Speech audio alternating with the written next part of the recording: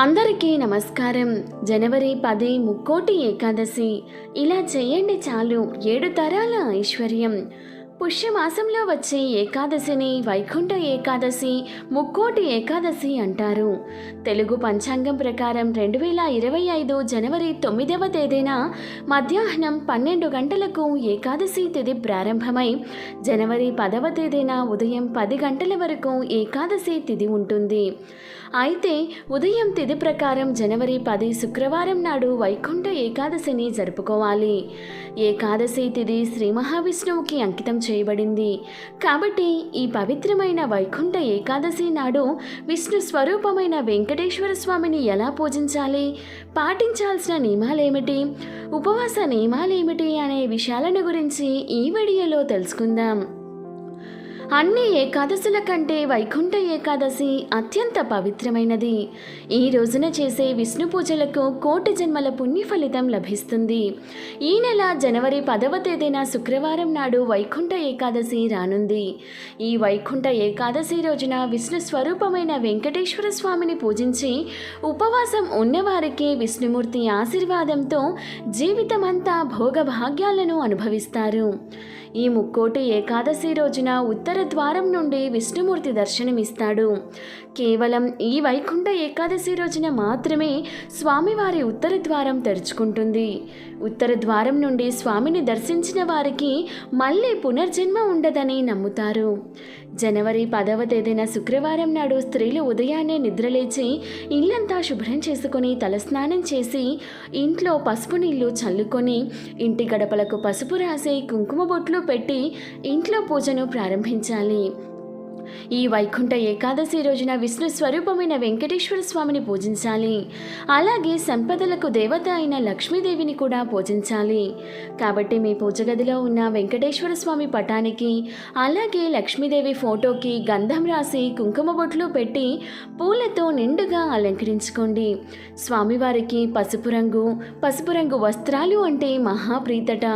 కాబట్టి ఈరోజు పూజ చేసేవారు కుదిరితే పసుపు రంగు వస్త్రాలను ధరించి ఇంట్లో పూజ చేయడానికి ప్రయత్నించండి.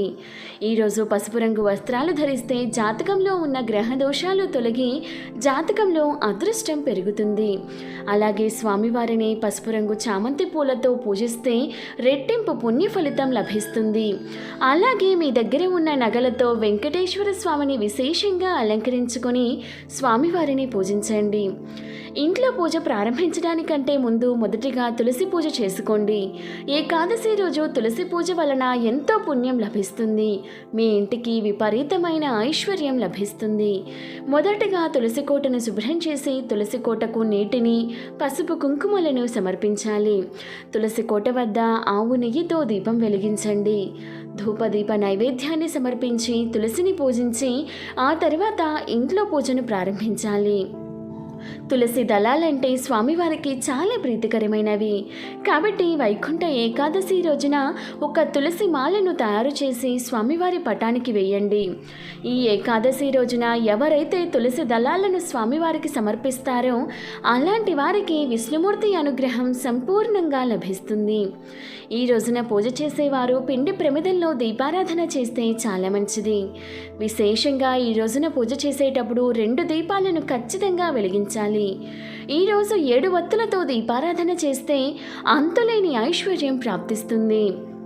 కాబట్టి పిండి ప్రమిదల్లో కానీ ఇత్తడి ప్రమిదల్లో అయినా సరే 7 వత్తులతో దీపారాధన చేస్తే మీరు చేసే పూజలకు రెట్టింపు పుణ్య ఫలితం దక్కుతుంది.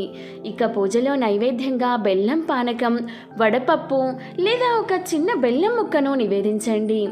ఇలా స్వామివారికి పూజ చేసేటప్పుడు ఓం గోవిందాయ నమః అనే మంత్రాన్ని 21 సార్లు జపించండి. చివరిగా స్వామివారికి హారతి ఇచ్చి ధూపం వేసి 3 ప్రదక్షిణాలు చేసి వెంకటేశ్వర స్వామికి నమస్కారం చేసుకొని పూజను ముగించాలి. ఇలా ఇంట్లో దీపారాధన చేసుకొని వెంకటేశ్వర స్వామి ఆలయానికి వెళ్ళండి. ఈ వైకుంఠ ఏకాదశి రోజున శ్రీమన్నారాయణ దర్శనం చేసుకొని వైకుంఠ ద్వారాల నుండి బయటకు వస్తే 7 జన్మల పాపాలన్నీ తొలగిపోయి అపారమైన ధనలాభం సిద్ధిస్తుంది. ఉత్తర ద్వారం నుండి స్వామివారిని దర్శించేటప్పుడు మీ మనస్సులో ఏదైనా కోరుకుంటే మీ కోరికలన్నీ స్వామివారి పాదాల చెంతకు చేరుతాయి. ఈ ఏకాదశి రోజున ఖచ్చితంగా ఉపవాసం ఉండాలి. ఈ పవిత్రమైన రోజున ఉపవాసం ఉంటే 1000 సంవత్సరాల పాటు తపస్సు చేసినంత పుణ్యం లభిస్తుంది. వైకుంఠ ఏకాదశి రోజున సాయంత్రం సమయంలో మీ ఇంటి గుమ్మం ముందు తప్పకుండా 2 దీపాలు వెలిగించాలి. ఇలా దీపాలు వెలిగించడం ద్వారా శ్రీ మహాలక్ష్మీదేవి మీ ఇంట్లోకి అడుగుపెడుతుంది. ఏకాదశి రోజున పొరపాటున కూడా బియ్యం మరియు గోధుమలను తినకూడదు. అలాగే కూరగాయల విషయంలో కూడా తగిన జాగ్రత్తలు తీసుకోవాలి. ఈ వైకుంఠ ఏకాదశి రోజున ఆకుకూరలు, టమాటాలు, చింతపండు అస్సలు తినకూడదు. సుగంధ ద్రవ్యాలకు దూరంగా ఉండాలి. పెరుగు తినకూడదు. అలాగే ఉల్లిపాయలు, వెల్లుల్లిని తినకూడదు.